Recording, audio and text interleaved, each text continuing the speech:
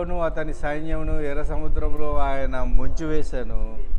ఆయన కృప నిరంతరం ఉండును.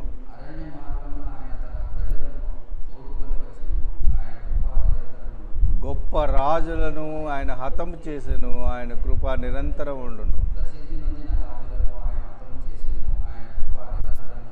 అమోరీయుల రాజైన సిహోనును ఆయన హతము చేసెను. ఆయన కృప నిరంతరం ఉండును.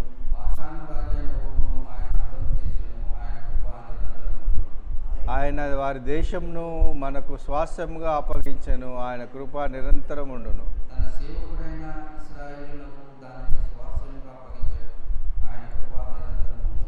మనము దీన దశలో ఉన్నప్పుడు ఆయన మనలను జ్ఞాపకం చేసుకొనెను.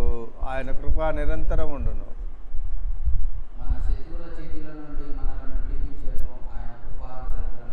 సమస్త జీవులకును ఆయన ఆహారం ఇచ్చుచున్నాడు. ఆయన కృప నిరంతరం ఉండును. ఓ ఆకాశమందున్న దేవుని కృతజ్ఞతాస్తుతులు చెల్లించుడి. ఆయన కృప నిరంతరం ఉండును గాక. ఆమేన్.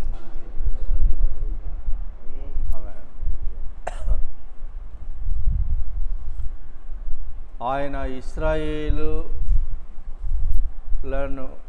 దాని నడుమ పోజేశాను. దేని నడుమ?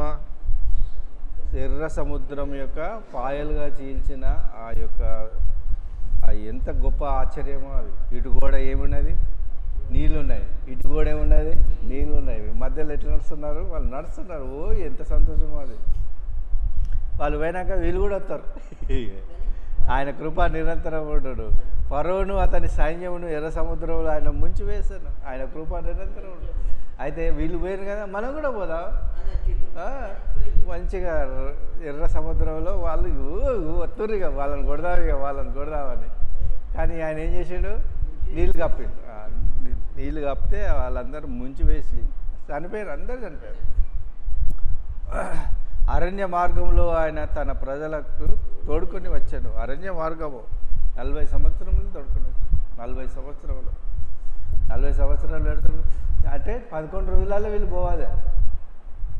ఐగుప్తు దేశం నుండి కనాను దేశానికి 11 రోజులలో పోవచ్చు. 11 రోజులే. ఎక్కువ పిల్లలు ఉన్నారు, వాళ్ళు ఉన్నారు కానీ 40 రోజులు అనుకో.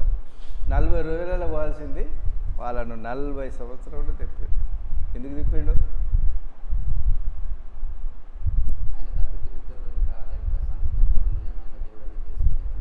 అయితే దాంట్లో వాళ్ళు ఒక ఓగు అది సాతానును ఏర్పాటు చేసుకున్నారు. మోలేకు దేవతను వేసుకొని వాళ్ళు ఇష్టం వచ్చినట్టు చేసారు. ఇట్లా చేస్తారా మీరు?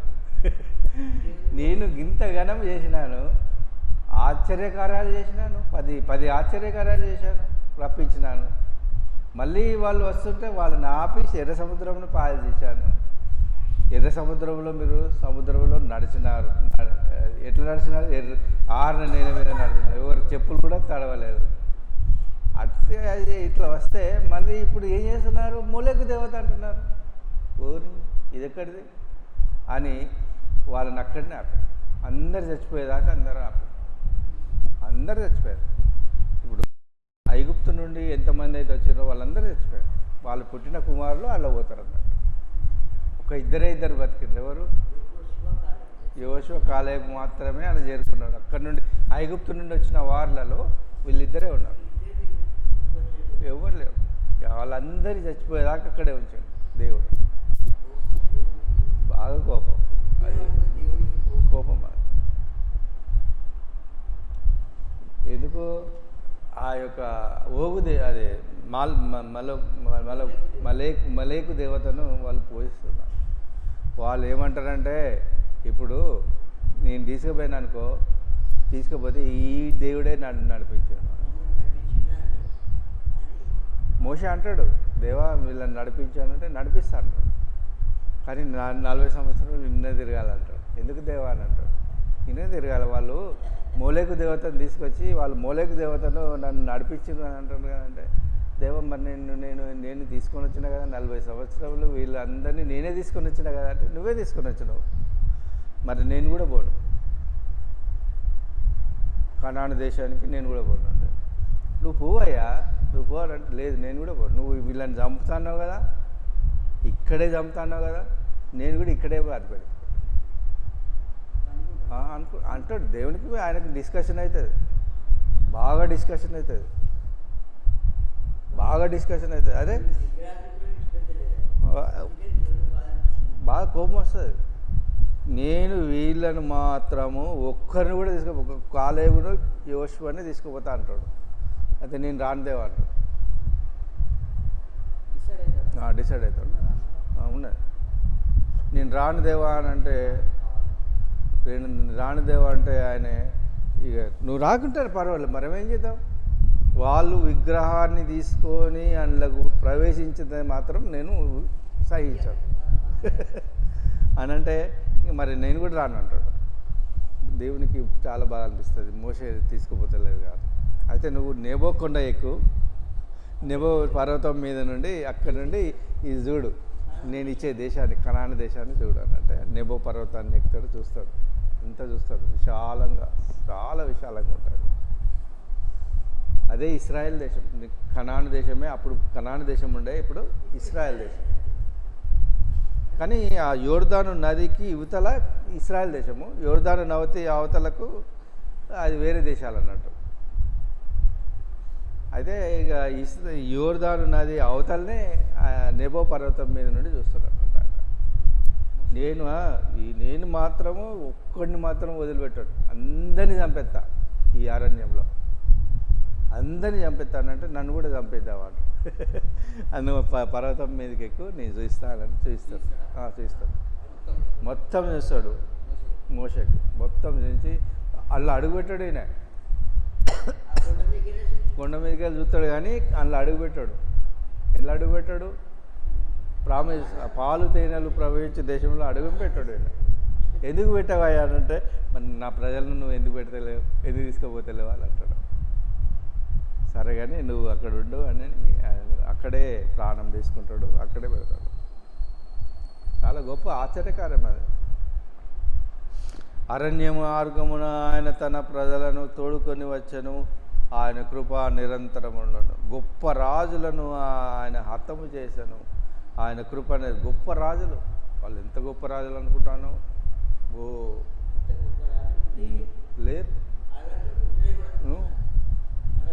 మళ్ళా బుట్లే, అంత గొప్ప రాజులు వాళ్ళు.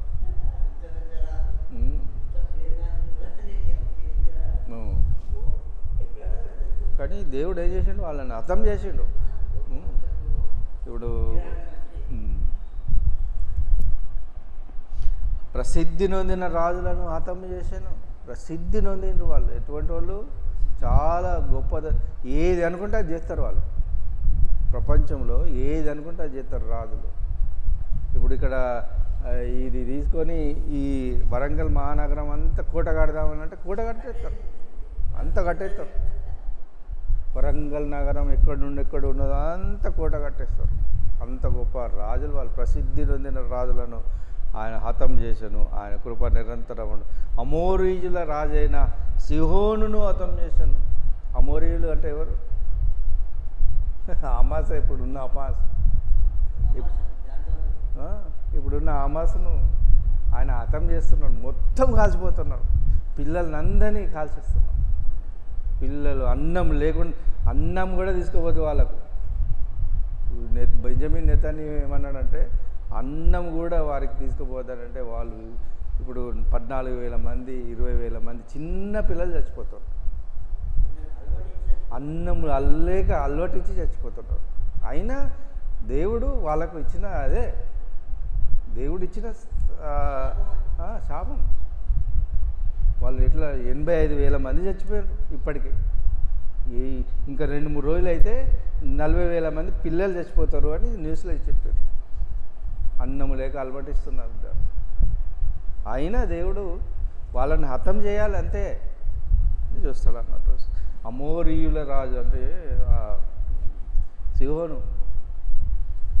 రాజును ఆయన హతము చేశాను, ఆయన కృప నిరంతరం. బాషాను రాజు అయిన ఓగును ఆయన హతము చేశాను. బాషాను రాజు ఎంత గొప్ప రాజులు అన్నట్టు వాళ్ళు.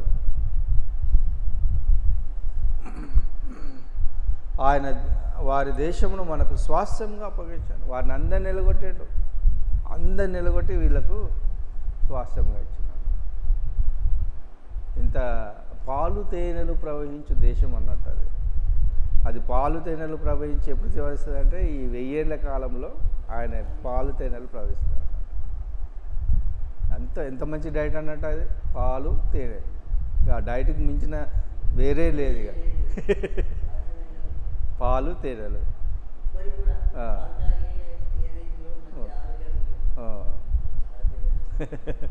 ఆయన కృప నిరంతరం ఉండను. తన సేవకుడైన ఇశ్రాయేలుకు దానిని స్వాస్థ్యంగా ఇచ్చాడు. ఇశ్రాయేల్కు ఎందుకు ఈ యొక్క అబ్రాహాముకి ఇయ్యలే, ఇస్సాకుకి ఇయ్యలే? ఎందుకు ఇయ్యలే? వాళ్ళు ఫుల్ వాళ్ళ ఫ్యామిలీ మెంబర్స్ ఫుల్ కాదు. అబ్రహాంకు ఇస్మాయిల్ ఉన్నాడు, ఫుల్ కాదు అన్నట్టు. అందుకోసం వాళ్ళకి ఇయ్యలే.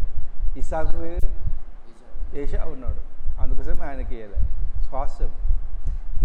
యాకోబును ఫుల్గా ఫ్రెడ్జ్డ్గా ఆశీర్వదించి ఆయనకి ఇశ్రాయేల్ అని పేరు పెట్టాడు. అబ్రాహాంకే పేరు పెట్టాలి, ఇశ్రాయేల్ అనే పేరు పెట్టలే. ఎందుకు? ఆయన ఉన్నాడు కదా ఇస్మాయిల్.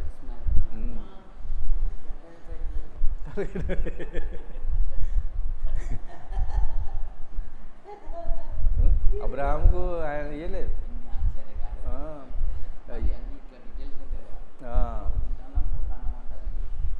అది ఇస్సాకు కూడా ఇయ్యలే. ఎందుకు? ఏషావు ఉంటాడు. ఈ యాకోబు అది ఏషావు మడిమేను పట్టుకొని యాకోబు వస్తాడు. ఏషావు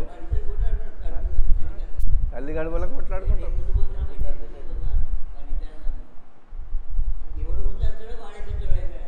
వాళ్ళే పెంచాడు. యాకోబు రావాలని చూసాడు కానీ ఆయన వచ్చాడు. సాతాను చూసినా ఎంత గొప్పోడు. సాతాను గొప్పోడు. ఆయన కూడా ఈయనని ఇశ్రాయేల్గా ఆశీర్వదించాడు. ఎవరిని? యాకోబుని ఆశీర్వదించాడు. ఆయన కృప నిరంతరం ఉండును. మనము దీన దశలో ఉన్నప్పుడు ఆయన మనల్ని జ్ఞాపకం చేసుకుంటాం. దీన దశ. దేవా కడుపులో ఆకలి అవుతుందా? దీన దశ. రిక్కాడితేనే డొక్కాడదు. ఎట్లా అంటే ఆయన జ్ఞాపకం చేసుకుంటాడు. ఆయన కృప నిరంతరం ఉండదు. ఆయన కృప ఏంటిదంటే కృప అంటే ఏదెక్కడ కాదు, అన్డిజర్వ్డ్ అన్నట్టు. అది కృప అని అంటే ఆయన ఉచితంగా ఇచ్చేది. ఆయన కనికరం అని అంటే మనం ప్రార్థన చేస్తే ఆయన కనికరం వస్తుంది. కృప అట్లా కాదు, ఇస్తాడు. మీకు ఎవరికి పడితే వాళ్ళకి ఇస్తాడు. ఏది లేకున్నా, నీలో ఏది లేకుండా ఇస్తాడు. మన శత్రువుల చేతిలో నుండి ఆయన మనల్ని విడిపించినాడు. విడిపించినాడు అన్నాడు. ఎవరు? దేవుడు. మన శత్రువులు ఎవరు? మన దగ్గరే ఉంటారు. మన కుడి ఉంటాడు, మన ఎడమకు ఉంటారు. వాళ్ళే శత్రువులు. ఎన్నుకుంటాడు, పక్కనే ఉంటారు. మన శత్రువుల నుండి ఆయన చేతుల నుండి మనల్ని విడిపించినాడు. ఉంటాడు దేవుడు తన పరిశుద్ధ దేవుడు తన పరిశుద్ధ వాక్యం దీవించి ఆశీర్వదించున్నాడు.